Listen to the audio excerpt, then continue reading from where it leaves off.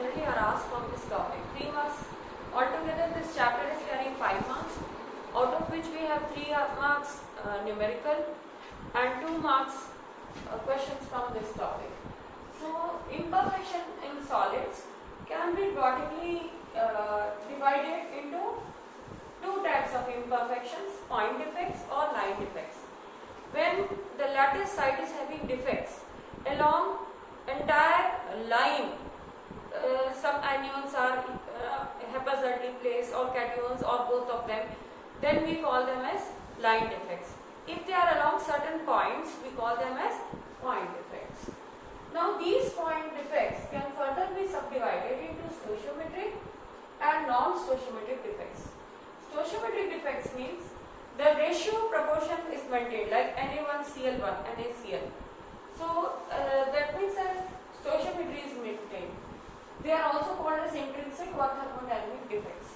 These stoichiometric defects can further be subdivided into vacancy defect or interstitial defect. Now let us come to vacancy defect. Say in a lattice structure, say this is your structure where NaCl we are taking, Na is surrounded by Cls. It is a lattice structure like this. Okay, Na are surrounded by Cls. It is not a regular one. At certain points there are vacancies. One Na is missing, somewhere Cl is missing. Then such type of defects are categorized as vacancy defects. Due to the missing cation or anions, the total density of the crystal is less. There is decrease in density observed. The next one is interstitial defects. Interstitial means in between places. So there are some cations or anions present in the interstices, in the spaces. Like say, let us take the same structure I have drawn here. There are some impurities present in between here or there. Some sort of cations or anions. Then these are generally the constituent particles. During the formation they are left behind in the crystal lattice. So these are called as interstitial defects. Due to presence of extra ions, the density increases. The density of such crystals increases than the normal value. Now this is the case when the particular crystals are non-ionic type. In case they are ionic type, then the defects will be of 2 types, Frankel or Schottky defect. Frankel defects mean there is dislocation of a particular ion, cation or anion, from its normal place to some other place. For example, say this is a crystal lattice. This Na, instead of occupying the correct place, it occupies some other place. It is placed here. Say, I will draw it again.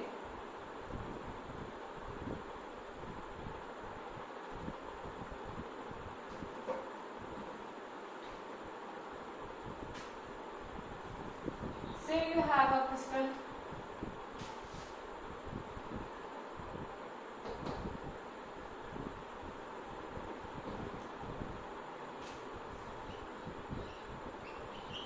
You have some positive and negative ions present in you.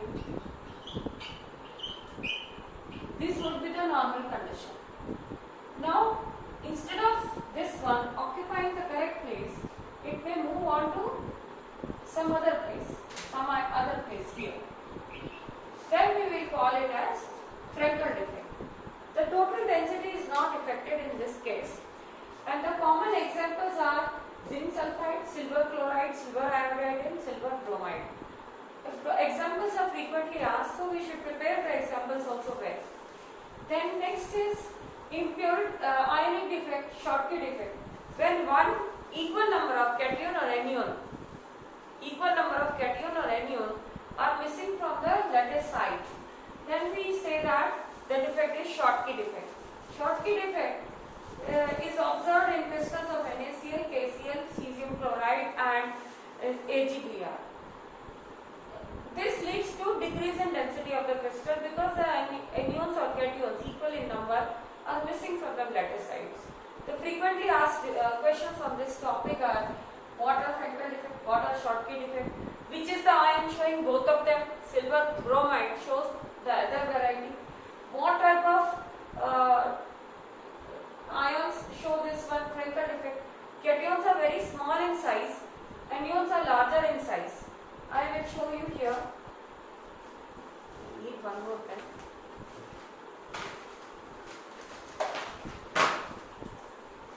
Let us take the same case, same structure here. I'll draw it again. Cations are generally smaller in sizes.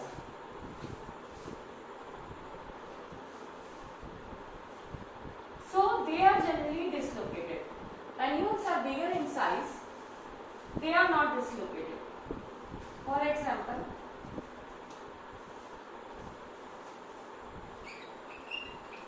these are the anions in a crystal, and the cations are occupying in between sides. If they are very small, they can easily get dislocated from the correct side. So such type of defects are included in Frankel defect. They occur when the size of the ions have large difference. Anions are very large and the cations are very small. So the cations can easily move away from their correct respective sides. Now coming to Schottky defect, this is observed when both the cation and anion are of equal sizes. Try to understand, here the cations are of smaller size, but here they are of equal sizes. And in both of them, the one which is showing both are is AGBR. This is also frequently asked question. Now coming to the next variety, that is impurity defects. There are some impurities, cations or anions present in the crystals, then we call it as impurity defect. Let us take the case of sodium chloride. Say sodium chloride is containing some strontium chloride present in it. If you try to compare sodium with strontium, sodium has +1 charge while strontium has +2 charge. Sodium has +1 charge, strontium has +2 charge. So each side of sodium when replaced by that of strontium will have an extra positive charge, or in other words we can say that 2 sodium atoms are replaced by 1 strontium atom. So there will be a vacancy created by presence of strontium in sodium chloride. So such type of defects are included in impurity defect. Cadmium chloride and silver chloride also show impurity defect. Now comes the non-stoichiometric defect. Stoichiometric defects means the ratio is properly maintained. Non-stoichiometric defect means the ratio is not properly maintained. Are further subdivided into metal excess and metal deficiency. Metal excess can be due to two things: due to extra amount of anions present in the crystal, or due to extra cations present in the crystal. Say let us take sodium chloride crystal. In the formation stage itself, or say sodium chloride is heated in presence of sodium ions, then the Cl minus present on the surface, they move out, leaving behind the electrons in their places, because the electrical neutrality has to be maintained. Say sodium chloride crystal we are having, and we heat it in presence of sodium. What will happen is the chloride ion Cl minus will leave behind the electrons and they will move out of the crystal and combine with the sodium ions to form sodium chloride. These spaces which are occupied by electron are called as F centers, and they absorb light in visible region and get excited and de-excited. Due to excitation and de-excitation, they impart color to the crystal. For example, sodium chloride appears to be yellow. So this is a frequently asked question. What are F centers? F center is a German word, abbreviation of German word Farben center, which is used for the presence of electrons. So this is the metal excess defect caused by ionic and ionic vacancies. Then we have metal excess defect due to cations present in the crystal. For example, zinc oxide. You must have seen zinc oxide. It is white color, sticky type of compound, which when heated, oxygen is released out, leaving behind electrons. Zinc oxide oxygen is released out, leaving behind electrons in the space to maintain the electrical neutrality. Therefore, the cations are present in excess. Such type of defect is called as metal excess defect. Then we have metal deficiency defect, where instead of FeO, generally FeO is not Fe1 and O1, rather it is Fe.195 and oxygen 1. It is also another type of non-stoichiometric defect where the ratio is not properly maintained and metal is present in lesser quantity than the oxide ion. So we call it as metal deficiency defect. The next topic that we have is about conductors, semiconductors and insulators. You know very well what are semiconductors and insulators. Conductors, insulators and semiconductors is a frequently discussed topic. You all are aware of it. Again we will discuss it from chemistry point of view. What are conductors? Those substances which conduct electricity very well.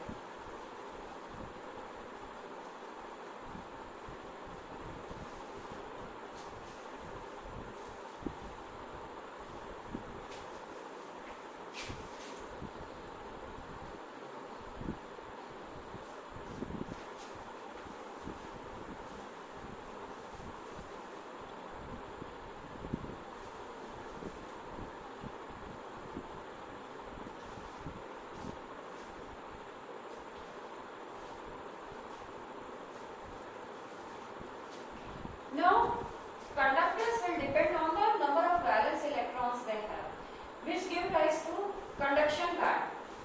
More are the number of valence electrons, more easily they can jump from conduction band to the next vacant shell, which is termed as empty band. In conductors, the conduction band, which is partially filled, is overlapping. This is conduction band, which is filled with electrons.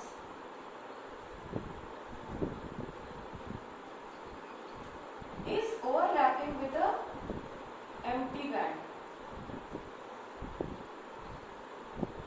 So jumping of electrons from conduction band to empty band is easier. But when you come to insulator, there is large gap between conduction band to empty band. The jumping of electrons is not possible. That is why they do not conduct electricity. Now comes, this was conductors. This is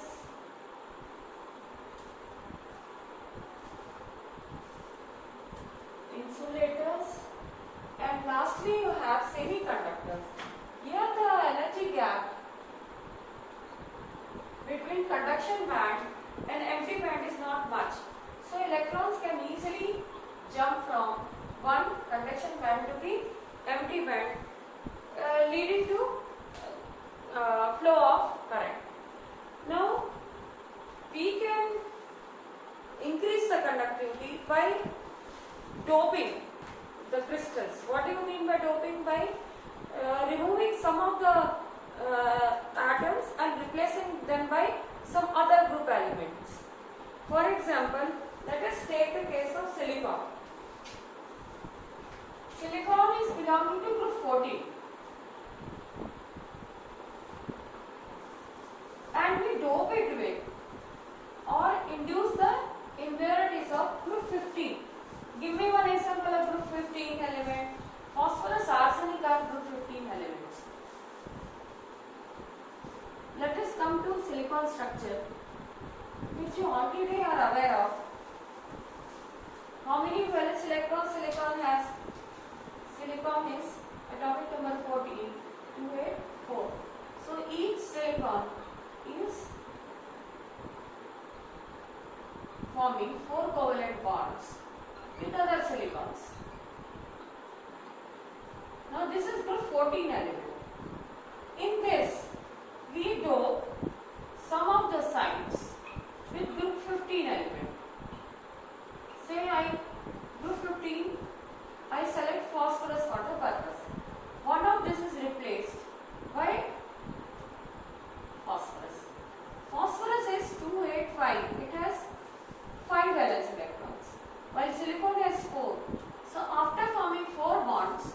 one electron will be left out extra with each phosphorus atom induced inside, doped inside. So these extra electrons will now help in conduction of current and the conductivity will increase.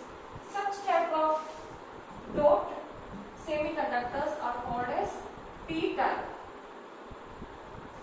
N-type.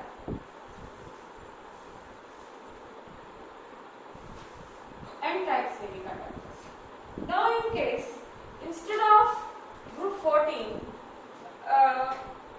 group 15 doping group 14, if I use group 13, then what will happen? Instead of phosphorus, let me select element of group 13.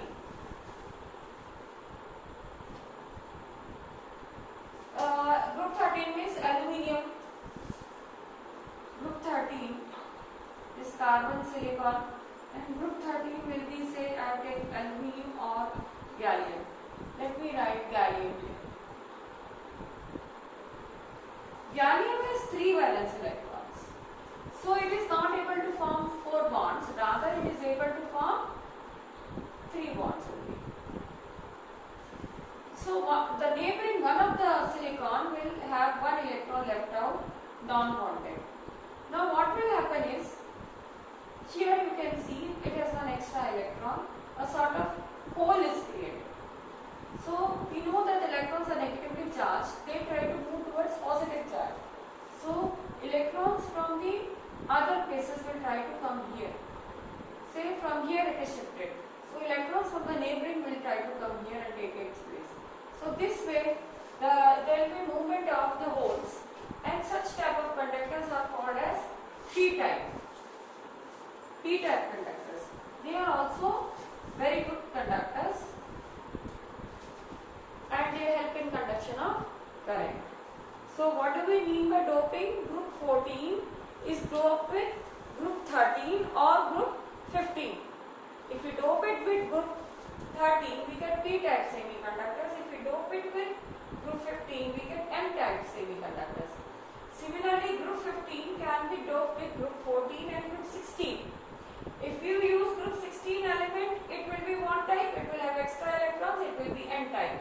If we dope it with group 14, then it will be P-type. So let us move on to next topic. Next topic is magnetic properties.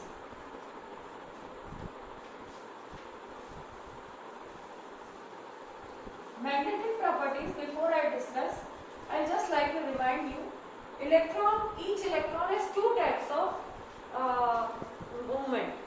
One is rotation of the electron around the nucleus, one is spinning of electron on its own axis. And we all know that if there is a charge moving in a circular path, definitely there will be some sort of magnetic field associated with it. So since the electron is showing 2 types of movement, one is spin and one is orbital, its movement around the nucleus, it will have a dipole moment of its own. Remember this thing.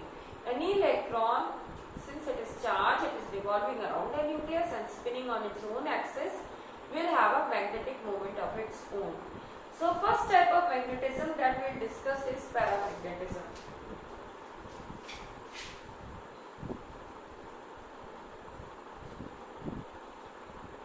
It is generally shown by oxygen and some other nucleus like copper, iron. Now what do we mean by paramagnetism is the substances which contain unpaired electrons.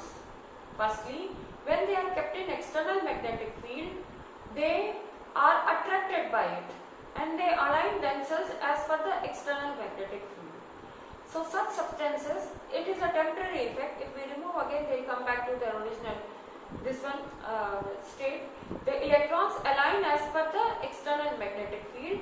That is why they are attracted weakly by the external magnetic field. Now next you have is diamagnetism. Diamagnetism means all the electrons present in it are paired. Diamagnetic substances have all the electrons present in it paired. So they are repelled by external magnetic field. If we them in external magnetic field, they are repelled by it. And it is also temporary type. Examples are water, H2O, HCl, etc. Here the pairing of electron, actually one electron will have a dipole moment in one direction, the other one will have in another direction. Here they will all aligning as per the external magnetic field, but here you can see they are cancelling each other's effect. So next is ferromagnetism.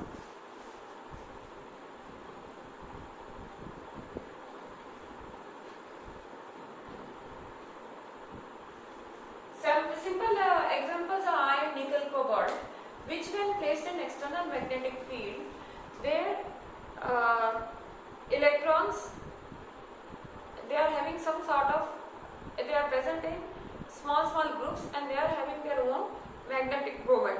In nature they are aligned in haphazard manner. But when such a substance is kept under external magnetic field, they all align as per that in one particular direction, so that there is net magnetic moment in it. Such substances are called as ferromagnetic substances. Then we have antiferromagnetic.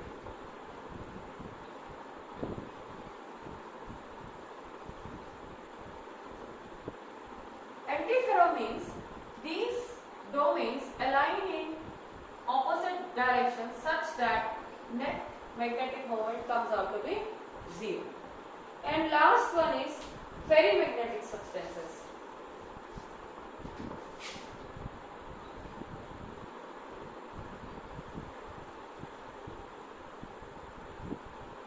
Now what are ferrimagnetic substances? When such substances are kept in external magnetic field, they align as per that, but in unequal numbers. Therefore, net dipole moment is there. It does not cancel out like Fe3O4. So, with this I am finishing off the chapter, and you are supposed to do all the exercise questions in your homework copies and the in-text questions in the classwork copies. In case of any doubts, please ask me your doubts.